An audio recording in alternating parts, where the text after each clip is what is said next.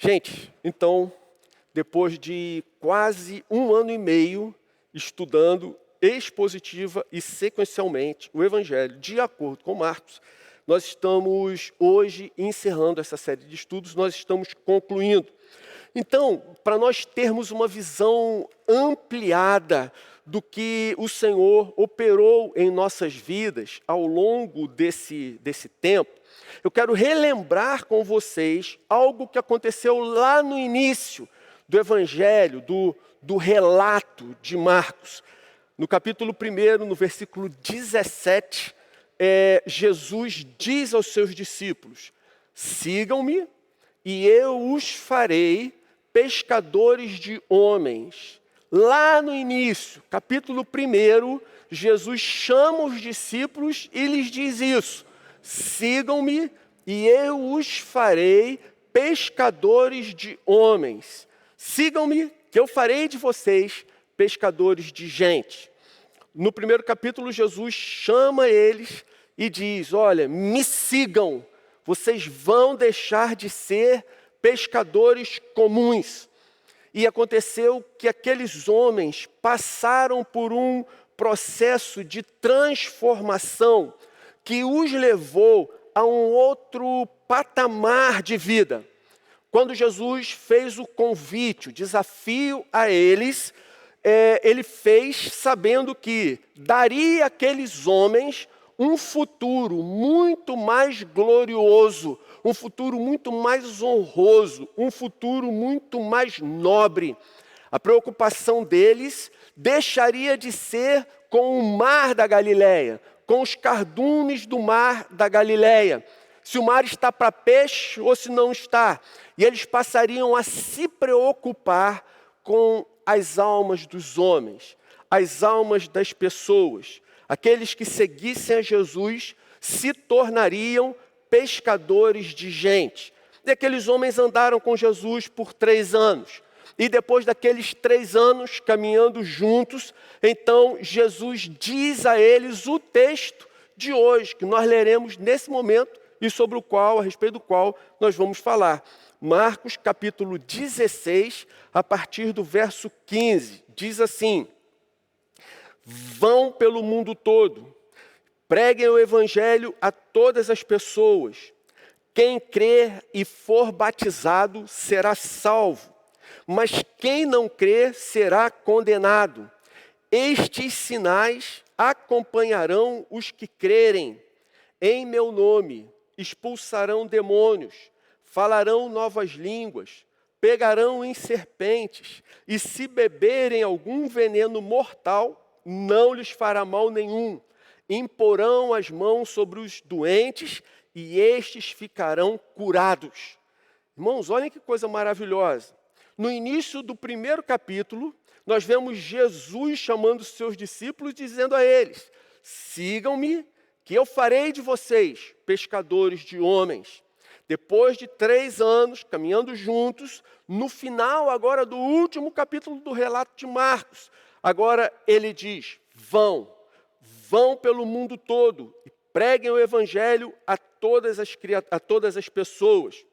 O que nós encontramos entre esse primeiro momento do chamado, do convite que Jesus lhes faz, do desafio que Jesus faz a ele, dizendo: sigam-me, e esse outro momento, agora no final, em que Jesus diz a eles: vão, eu os envio agora. O que acontece entre esses momentos? Do convite para seguir até o desafio agora de ir e pescar. O que são todas essas palavras que Jesus disse entre o primeiro e o último capítulo? O que foram todas aquelas maravilhas que eles viram, os milagres que presenciaram? Eles viram Jesus expulsando demônios, curando enfermos, exortando os mestres da lei, advertindo os fariseus, acalmando as tempestades, multiplicando pães e peixes, alimentando multidões. Pedro, Tiago e João presenciaram a transfiguração de Jesus. Eles assistiram Jesus orando em diversas ocasiões, jejuando constantemente. Eles cearam com Jesus, repartiram o pão, compartilharam o cálice, foram juntos para o Getsêmani, para o Monte das Oliveiras. Assistiram Jesus ser traído com um beijo, testemunharam o falso julgamento, presenciaram o seu flagelo, o acompanharam à distância enquanto Jesus caminhava arrastando sua cruz para o Monte Calvário.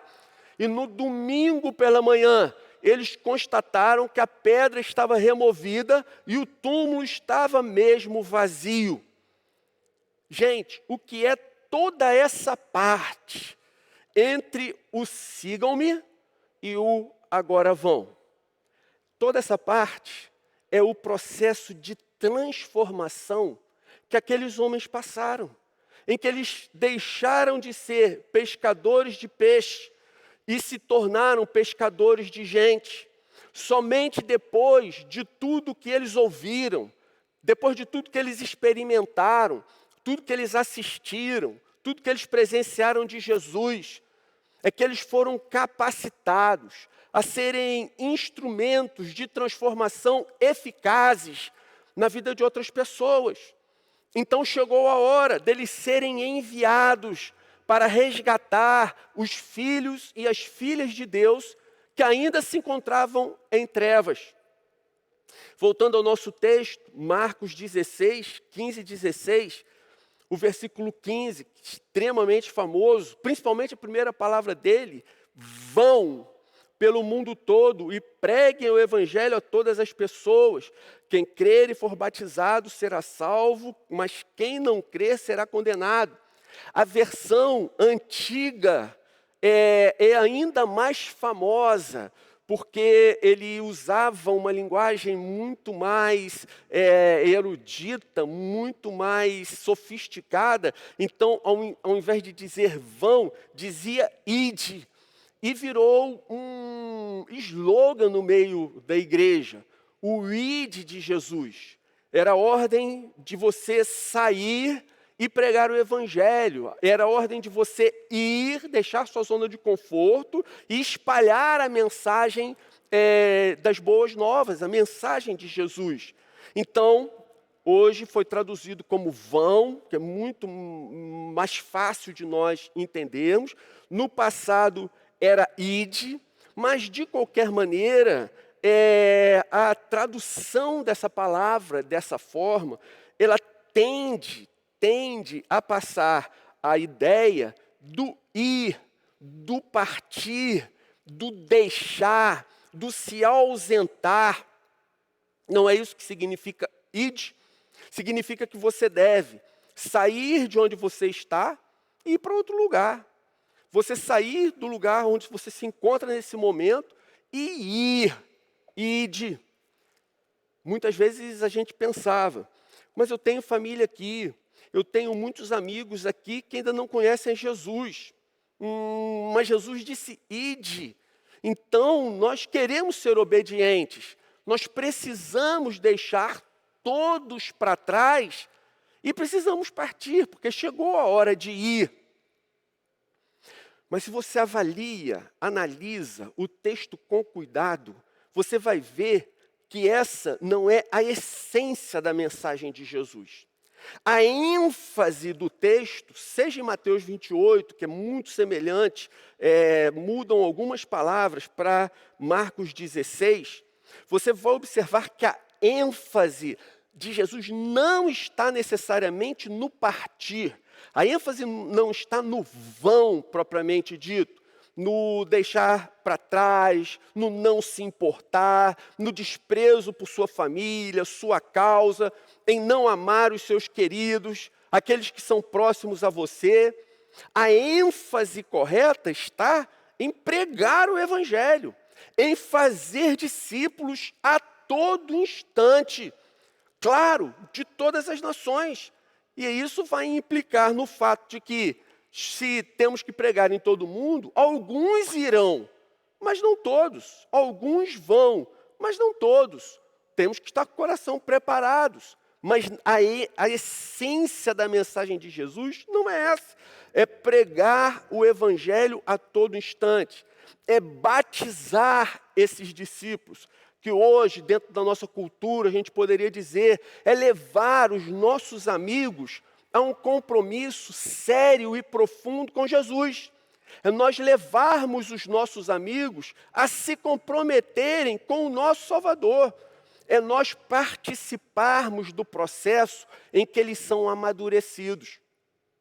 Ensiná-los a obedecer a tudo que Jesus ordenou, pelo menos até que a fé dos nossos amigos esteja madura o suficiente para que o nosso amigo possa caminhar com suas próprias pernas e repetir esse processo de fazer discípulos, de levar os seus amigos a um firme compromisso com Jesus, de ensinar os seus amigos a obedecer ao que Jesus determinou.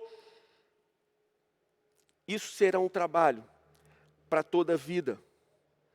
Então a ideia do texto é, não necessariamente repetindo que você saia, deixe tudo e parta, mas a ideia é, enquanto vocês estão indo, enquanto vocês forem, por onde forem, onde estiverem, preguem o Evangelho, façam discípulos, levem seus amigos ao compromisso com Jesus, ensinem eles a obedecer a Jesus. E não será necessário que todos deixem suas casas e partam para outros continentes. Alguns partirão, mas não serão todos. Muitos ficarão. Para Jesus, gente, é tão importante nós pregarmos o Evangelho do outro lado do mundo, quanto vivermos dentro de nossas próprias casas. Guarda uma coisa no seu coração. Nossa importância no reino, a nossa importância, o nosso valor no reino, não é medida pela distância a que seremos enviados.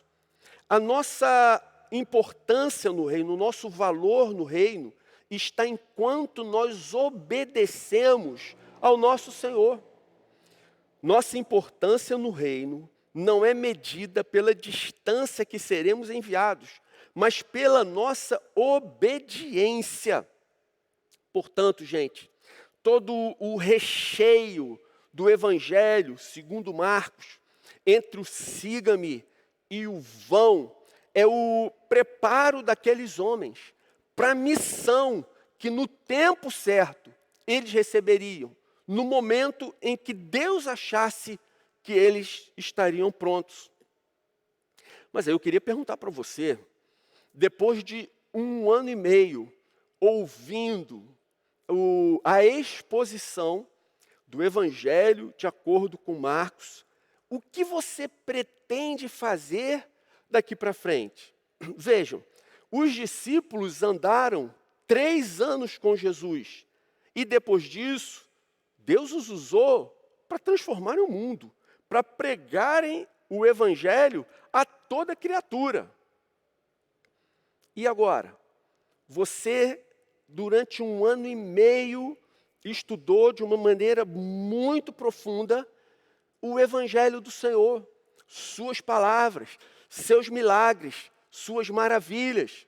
Portanto, pelo menos, aí, estou exagerando um pouco, 50% do preparo dos discípulos, você já tem.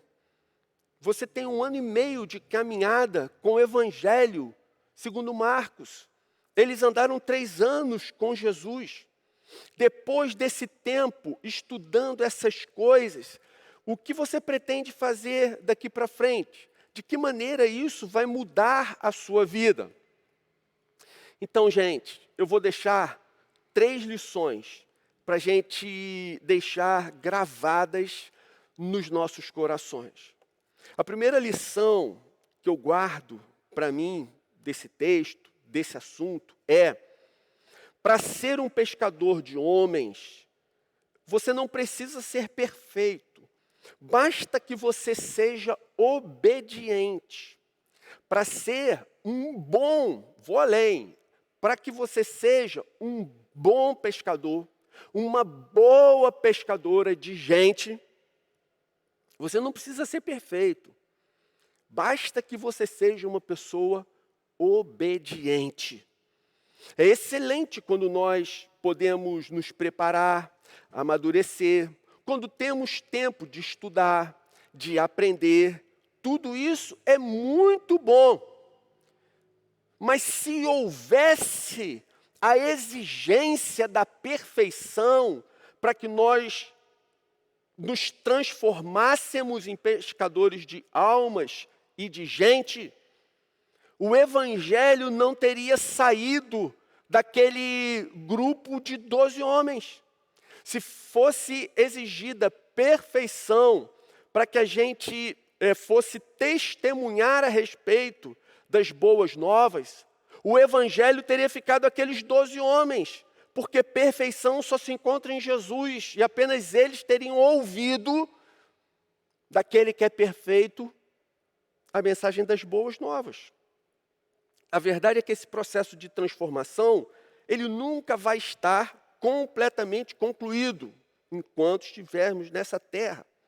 Então, independentemente dos nossos erros, independentemente dos nossos pecados, independentemente das nossas fraquezas, eu não sei porquê, mas ainda assim o Senhor quer nos usar, quer me usar e quer te usar.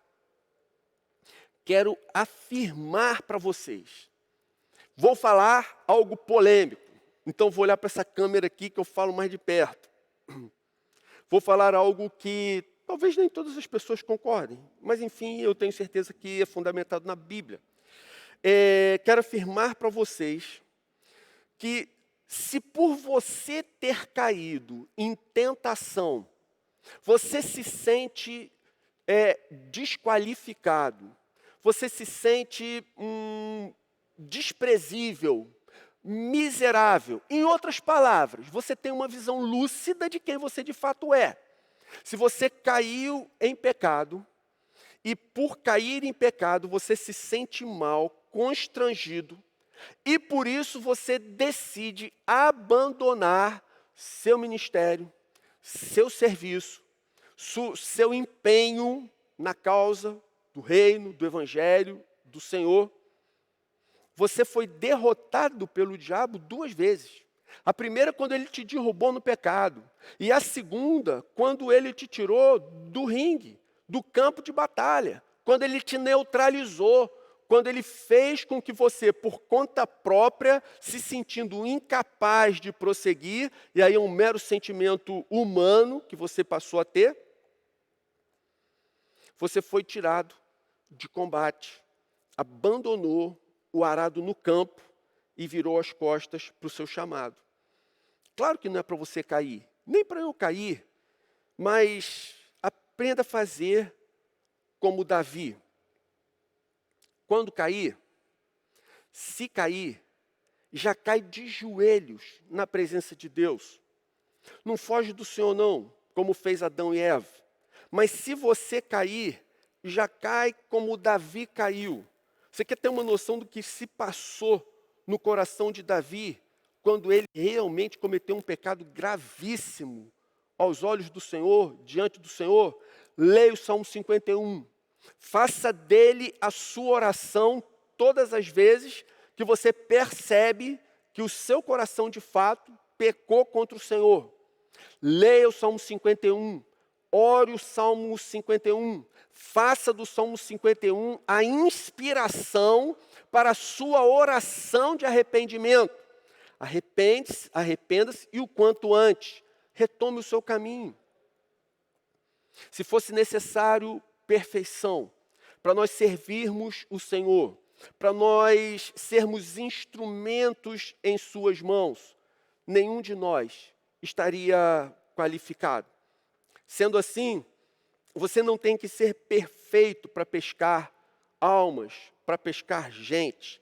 Basta ser obediente. Segunda lição que eu tiro para a minha vida, acho que você pode tirar para a sua também. Nessa pescaria de almas, a nossa única motivação deve ser agradar ao Senhor que nos envia. Nossa única motivação precisa ser agradar ao Senhor que nos envia. Nunca foi prometido aos discípulos que se eles fossem obedientes, se eles cumprissem o chamado, que eles teriam uma vida fácil aqui na terra. Jesus nunca disse que eles enriqueceriam, que eles prosperariam, ganhariam muito dinheiro, ou que receberiam algum tipo de recompensa aqui nessa terra. Aliás, queria fazer uma pergunta para você avaliar o seu próprio coração. Suponha que uma igreja lance uma estratégia esquisita, estranha de evangelismo. E essa igreja ofereça aos cristãos R$1.000 por cada alma que esse cristão ganhe para Jesus. Isso mudaria o seu empenho na evangelização. Isso mudaria a motivação do seu coração. Isso tornaria você uma pessoa mais dedicada, mais zelosa para ganhar almas para o reino, para ganhar almas para Jesus, para pescar almas e gente para o reino de Deus. Se a igreja, ao invés de oferecer R$1.000, se ela oferecesse R$10.000, como seria o seu empenho? Pense se essa possibilidade fosse real. Vamos supor, Jesus fala que uma alma vale mais do que o mundo inteiro. Então, essa igreja muito rica, consciente disso, ofereceria para você $1.000.000 para cada alma que você ganhasse para Jesus. Como o seu coração se comportaria? Isso mudaria o seu empenho? Isso mudaria a sua dedicação, o seu zelo? Como você agiria a partir desse momento? Essa ideia dessa avaliação não foi original minha, do meu coração. Ela vem de Moody, do século XIX. E a frase de Moody é assim, ele diz assim: suponhamos que alguém me oferecesse $1.000 por cada pessoa que eu levasse a Cristo. Será que com isso a minha vontade de ganhar almas para Jesus seria maior do que a que tenho no momento? Se assim o for, quão mesquinha e medíocre tem sido a minha fé em Deus. Agora considere o seguinte: o violonista, ele acabou de fazer um concerto, todo aquele teatro superlotado, as galerias tomadas, ficam de pé e o aplaudem durante alguns minutos. Insistentemente ele é aplaudido, mas ele não se mostra muito feliz. E o seu acompanhante, seu ajudante ali na saída do palco pergunta para ele: todo o teatro te aplaude, de pé, mas você não parece satisfeito? O pianista apontou na segunda fileira, na terceira cadeira à esquerda, um homem sentado que não o aplaudia. E ele falou: está vendo aquele homem?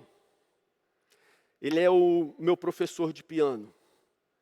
Ele sabe que na penúltima música eu errei 2 acordes. E por isso ele não está feliz. Por isso ele não está me aplaudindo. Me veio essa história ao coração para dizer para você o seguinte: não importa quantas pessoas vão te aplaudir à medida que você exerce o seu chamado, o seu ministério. Se nós não agradarmos ao Senhor, nós não vamos nos sentir satisfeitos. Nós não tocamos para a plateia, nós tocamos para o nosso professor, nós tocamos para o nosso mestre. Não importa se toda essa multidão está vibrando com o meu trabalho, está vibrando com o que eu tenho feito. Me importa olhar para ele, o que ele tem visto, como ele tem se sentido, o que se passa no coração dele. Ele está feliz com a minha vida? Ele está feliz com o que eu acabei de lhe apresentar?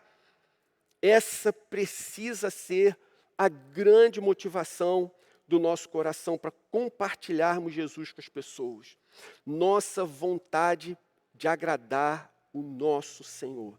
nada mais. Aí sim, quando chegarmos no último dia, cada um de nós receberá a recompensa pelo seu trabalho. Terceiro e último lugar, terceira lição, você quer ver Deus usando a sua vida com muito poder e graça? Você quer ser uma pessoa que recebe dons da parte de Deus, que Deus usa com muita graça? Você quer ser uma pessoa a quem Deus vai conceder muito poder, vai conceder talentos especiais? Um tipo de pessoa que acredito que a maioria de nós, nesse momento, assim, admira, gostaria de ser, tem como modelo. Você gostaria de ser alguém assim, usado pelo Senhor com muito poder e graça? Então, o que a Bíblia ensina é: vá, porque os sinais o acompanharão. É o que diz o versículo 17 do texto que nós lemos. Estes sinais acompanharão os que crerem. Em meu nome expulsarão demônios, falarão novas línguas, pegarão em serpentes, e se beberem algum veneno mortal, não lhes fará mal nenhum. Imporão as mãos sobre os doentes e estes ficarão curados. Veja, irmãos, estes sinais acompanharão os que crerem. Jesus diz: vão, estes sinais acompanharão. O que esse contexto ensina para a gente? Ele está falando de sinais, ele está falando de coisas sobrenaturais, ele está falando de dons espirituais. Se não fala diretamente nesse texto, a gente vai ver daqui a pouco que Coríntios fala exatamente isso. Mas, por que Deus daria poder, graça, dons espirituais, autoridade sobre os espíritos imundos, para aqueles que não obedecem, para aqueles que não servem, para aqueles que não estão preocupados em fazer discípulos, não levam a sério o compromisso com Jesus, não vão como Ele determinou e acabamos de falar? O que Ele está dizendo é: estes sinais acompanharão aqueles que crerem. Ou seja, aqueles que crerem, que creram ou creem, são enviados, eles obedecem, eles vão, eles estão falando, enquanto eles vão, eles estão fazendo discípulo, eles estão ensinando seus discípulos a obedecerem, levando eles a compromissos profundos com Jesus. Ora, então, enquanto esses discípulos estão fazendo a obra, os dons estão se manifestando, eles vão sendo derramados, eles vão sendo dados. O Espírito flui através dessas pessoas, e através delas, Deus opera coisas sobrenaturais, tremendas e maravilhosas. Enquanto esses discípulos vão, enquanto esses discípulos andam, os dons acompanham. Aí o discípulo para. O discípulo parou. Se o discípulo parou, o dom para. As manifestações acabam, cessam. Porque se o discípulo não está obedecendo o Senhor, por que Ele concederia mais do Espírito, mais da sua graça, mais do seu poder, se sua obra não é realizada? 1 Coríntios, capítulo 14, versículo 12, diz assim: visto que vocês estão ansiosos por terem dons espirituais, procurem crescer naqueles dons que trazem a edificação para a igreja. Procurem progredir para a edificação da igreja. Então você quer receber dons espirituais para que através desses dons Deus possa fazer coisas sobrenaturais, maravilhosas, excepcionais, fantásticas, encantadoras através da sua vida? Ora, vá, cumpra o chamado de Jesus para a sua vida, comprometa-se com a sua obra, seja alguém preocupado com a edificação da igreja. Os dons na Bíblia, eles são vistos exatamente como isso. Os dons são ferramentas. Ora, eu estou edificando a igreja, eu estou levantando uma edificação, estou construindo uma parede, estou levantando um prédio. Eu preciso de ferramenta. Ora, é óbvio, o meu chefe não vai querer que eu me vire, que eu dê meu jeito, eu não tenho nenhuma condição, nenhuma possibilidade de levantar essa edificação. Então, para isso, eu preciso ser capacitado. Então, eu vou ao Senhor, Ele diz, olha, eu quero que você construa aquela parede. A outra ali vai ficar por conta da outra igreja de lá. E aquela ali vai ser não sei quem, vou mandar uma missão para fazer aquela. Sua missão é essa parede aqui, ó, toma aqui, sua caixa de ferramenta está aqui. E aí o Senhor concede dons à igreja, para que a igreja edifique a sua obra. Deus não daria dons do Espírito para alguém que passa a vida sem se envolver com a sua comunidade, com a sua igreja, com a sua obra. Você quer ver Deus usando a sua vida com muito poder e graça? Então vá. Enquanto vai, prega o Evangelho. Vá, enquanto você está indo, faça discípulos. Nessa sua ida, como parte integrante da sua vida, que não pode se afastar de você de maneira nenhuma, leve os seus amigos a se comprometerem com Jesus, assumirem compromissos e vínculos fortes com o Senhor. Ensine eles a obedecer. Se o seu coração estiver disposto a viver isso de verdade, você vai se surpreender com as coisas que Deus vai fazer através da sua vida. Talvez você se encante pela maneira como Deus vai te usar, pelas ferramentas que o Senhor vai colocar em suas mãos. Cumpra o seu chamado de pescar almas, de pescar gente para o reino, com muita alegria no seu coração. Pescadores, pescadoras, queridos, queridas, diante de tudo que o Senhor falou para vocês ao longo desse tempo, vocês estão dispostos? Não estou perguntando se vocês estão prontos, se vocês se sentem prontos. Não estou perguntando se vocês estão perfeitos, mas vocês estão dispostos? Em outras palavras, estão prontos a obedecer? Então vamos orar. Senhor, muito obrigado por essa rara e imperdível oportunidade que o Senhor nos deu de estudarmos sequencialmente, positivamente, o Evangelho segundo Marcos. Senhor, muito obrigado. Senhor, que tesouro precioso o Senhor colocou diante de nós. O Senhor nos chamou, nos desafiou, e o Senhor está nos transformando em pescadores de almas e de homens. Pescadores de gente para o teu reino. Então, agora, Senhor, completa essa obra no nosso coração. Incomoda-nos, desafia-nos e não permita que a gente volte a ser quem nós éramos antes de ouvirmos todas essas coisas. Mas que a partir desse momento, entendendo o teu chamado e o teu desafio, nós venhamos a nos envolver cada vez mais com a obra de Deus, com a tua grande obra na face da terra, Senhor. Que a tua mão continue sobre nós e que aquilo que nos é impossível de fazer, por causa da nossa limitação, que o Senhor, pela sua misericórdia e sua graça, faça através de nós, Senhor. Usa-nos como instrumentos de glória para o teu santo nome. É a nossa oração, muito gratos por tudo, em nome de Jesus. Amém.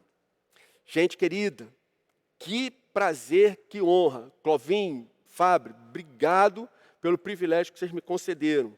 Up, querido, Deus abençoe. Está muito perto da gente estar junto fisicamente, pessoalmente. Deus abençoe.